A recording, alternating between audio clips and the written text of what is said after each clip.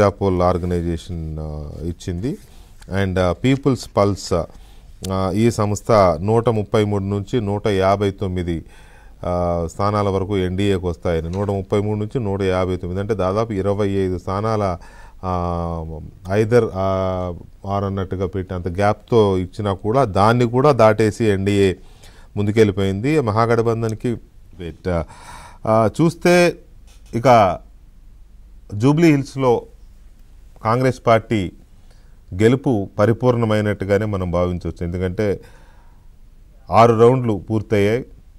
13,000 ఓట్లు పైచిలకు ఆధిక్యంలో కాంగ్రెస్ పార్టీ అభ్యర్థి నవీన్ యాదవ్ ఉన్నారు.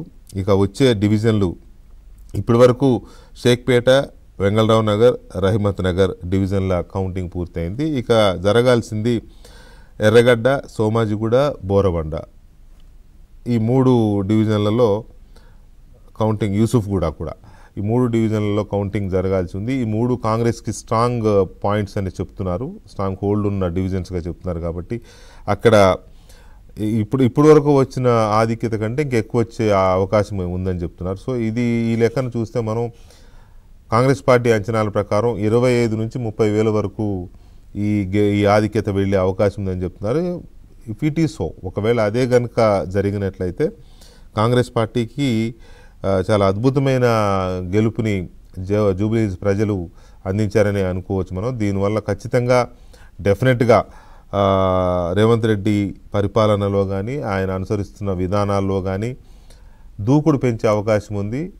అట్ ది సేమ్ టైం ఆయన ఇంటిగ్రిటీ కానీ లేకపోతే ఆయన పార్టీలో ప్రభుత్వంలో ఇంకా ఆయన పట్టు పెరిగే అవకాశం కానీ ఉంటుందనే అంచనాలు ఉన్నాయి. ఆ అంశాలు ఇంకొంచెం డీటెయిల్గా మనం నెక్స్ట్ డిబేట్ చేద్దాం. చేసే ముందు ఒకసారి ఇప్పటి వరకు జరిగిన రౌండ్ల కౌంటింగ్ కానీ జరగాల్సిన రౌండ్ల కౌంటింగ్ కానీ ఏ ప్రాంతాల్లో ఆధిక్యత వచ్చింది, ఈ ఆధిక్యతల వెనుక ఉన్న మర్మం ఏంటి అనేది ఒకసారి మాట్లాడదాం. మా తెలంగాణ బ్యూరో చీఫ్ నవీన్ లైవ్లో ఉన్నారు. నవీన్, ఇప్పటి వరకు అయిన షేక్పేట, వెంగళరావు, రహిమత్ నగర్ డివిజన్లలో మంచి ఆధిక్యత వచ్చింది ఊహించిన దానికంటే. బీఆర్ఎస్ అనుకున్న ప్రాంతాల్లో కూడా కాంగ్రెస్కి వచ్చింది కదా.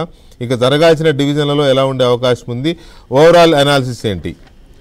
సో వెంకటకృష్ణ, మొత్తం మీద ఈ గెలుపు కాంగ్రెస్ పార్టీ గెలుపు ఊహించింది, కానీ ఈ స్థాయిలో మెజారిటీ వస్తుందని చెప్పేసి కాంగ్రెస్ పార్టీ కూడా ఊహించలేదు. సో ఇప్పటి వరకు మనకు అందుతున్నటువంటి సమాచారం మేరకు సో మొత్తం మీద 1,64,000 ఓట్లు పోలైతే సో ఇప్పటి వరకు అంటే 5 రౌండ్లు ముగిసేసరికి కాంగ్రెస్ పార్టీ అభ్యర్థి 50,806 ఓట్లను ఆయన సాధించారు.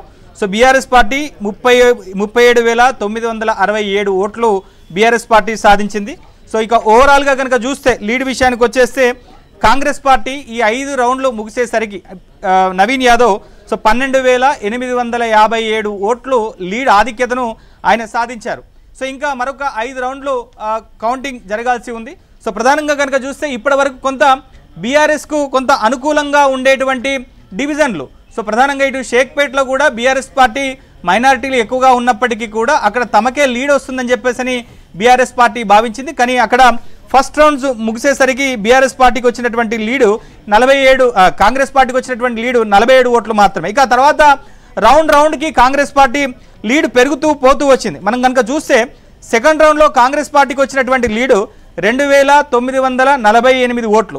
మూడో రౌండ్లో కాంగ్రెస్ పార్టీకి వచ్చినటువంటి లీడు 3,000